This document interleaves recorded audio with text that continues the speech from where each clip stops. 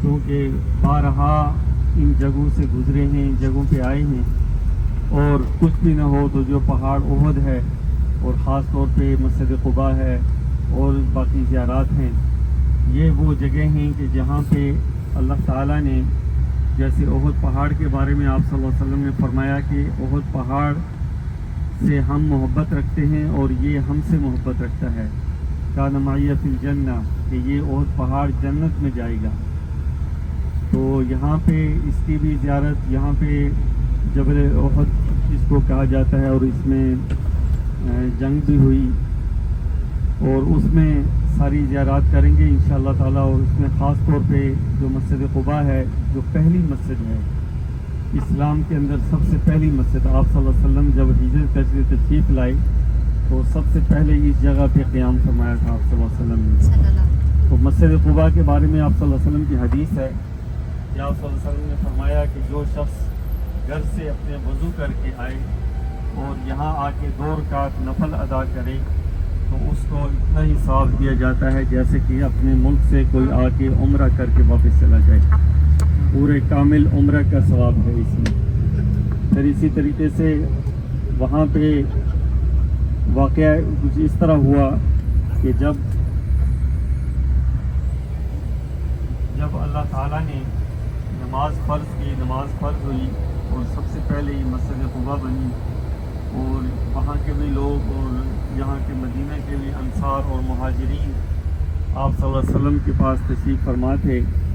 تو آپ صلی اللہ علیہ وسلم نے ان کو وضو کا طریقہ بتایا، طہارت کا طریقہ بتلایا۔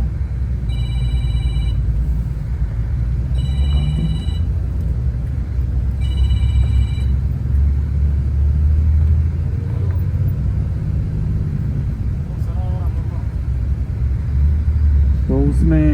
جو آپ صلی اللہ علیہ وسلم نے طہارت کا طریقہ بتلایا، تو اس میں سب سے پہلے یہ بتایا کہ جب آپ باتھ روم سے فارغ ہوں، رفع حاجت سے فارغ ہوں، تو اس کے بعد مٹی سے یا پتھر سے اپنے آپ کو کلین کر لیا جائے، اور پھر اس کے بعد وضو کیا جائے پانی کے ساتھ، تو تب جا کے تو وضو کمپلیٹ ہوتا ہے۔ تو قباء کے اندر کچھ لوگ تھے جو کہ جیسے عام طور پہ ہوتا ہے ہر بستی میں یا ہر جگہ پہ کہ کچھ لوگ زیادہ صفائی پسند ہوتے ہیں، تو وہاں کے لوگوں نے جب ان کو پتہ چلا کہ طہارت کا یہ طریقہ ہے، تو انہوں نے پہلے پتھر اور مٹی استعمال کرنے کے بعد انہوں نے پانی کا استعمال شروع کر دیا کہ پانی سے استنجا کیا اور طہارت حاصل کی، اور اس کے بعد پھر وضو کیا۔ تو اتنے میں آپ صلی اللہ علیہ وسلم پر یہاں پہ مسجد نبوی میں یہاں پہ آپ صلی اللہ علیہ وسلم پر یہ آیات نازل ہوئی کہ فیہ رجال یحبون ان یتطہروا، اس بستی میں ایسے لوگ ہیں کہ جو طہارت کو بہت ہی پسند کرتے ہیں، اور اللہ تعالیٰ نے اعلان کر دیا قیامت تک کے لیے کہ ان اللہ یحب التوابین و یحب المتطہرین، کہ اللہ تعالیٰ محبت کرتا ہے ان لوگوں سے کہ جو طہارت کو حاصل کرتے ہیں اور توبہ کرنے والے ہیں۔ تو جب وہ لوگ آپ صلی اللہ علیہ وسلم کے پاس آئے تو یہ آیات نازل ہو رہی تھی، تو آپ صلی اللہ علیہ وسلم نے ان سے پوچھا کہ آپ لوگ کیا کرتے ہو وضو کے لیے؟ تو اس وقت انہوں نے بتایا کہ ہم جب باتھ روم سے فارغ ہوتے ہیں تو اس کے بعد پانی کا بھی استعمال کرتے ہیں تاکہ اچھے طریقے سے ہم صاف پاک ہو جائیں۔ تو یہ اللہ تعالیٰ کو یہ ادا اتنی پسند آئی کہ اللہ تعالیٰ نے قرآن پاک کی آیت بنا کے نازل کر دیا، اور پوری انسانیت کے لیے، مسلمانوں کے لیے یہ قانون بنا دیا کہ جب بھی آپ باتھ روم یوز کریں اس کے بعد آپ جو ہے نا پانی سے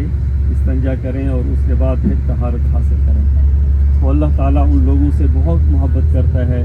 کہ جو گناہوں کے اوپر توبہ کرنے والے ہیں اور اس کے بعد پاک صاف اور طہارت سے رہتے ہیں۔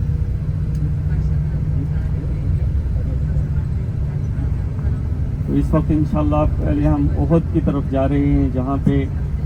احد کی لڑائی ہوئی، اور اس میں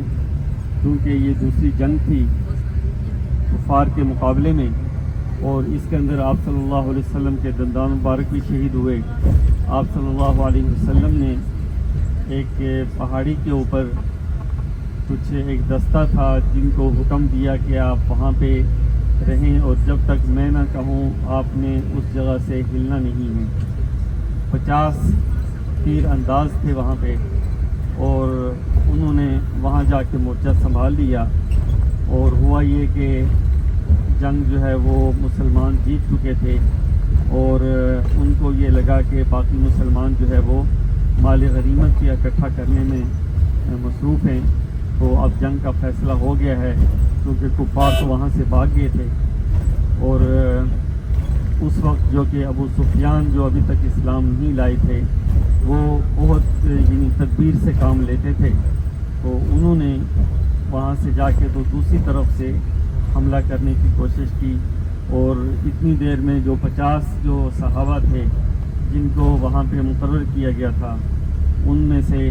بعض نے کہا کہ اب جنگ ختم ہو چکی ہے، اب ہمیں واپس جانا چاہیے،